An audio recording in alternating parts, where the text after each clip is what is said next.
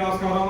దేవర వాస్తవ్యులు గౌరవనీయులు శ్రీ నిల్లా ప్రసాద్ గారు కరుణ దంపతుల కుమారుడైన మరి చిరు హర్ష పుట్టినరోజు సందర్భంగా ఈరోజు మనకు భోజనం ఏర్పాటు చేశారు.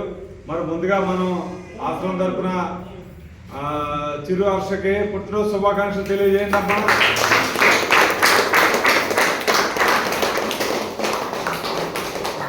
మరి ఈ పుట్టినరోజు వేడుక అన్నది వారి ఇంటికాడ చేసుకోకుండా మరి వృద్ధులకు పూట భోజనం పెట్టాలనే మంచి ఉద్దేశంతో మరి వారి తల్లిదండ్రులు ప్రసాద్ గారు కరుణ దంపతులు మన ఆశ్రమంలో భోజనం ఏర్పాటు చేశారబ్బా.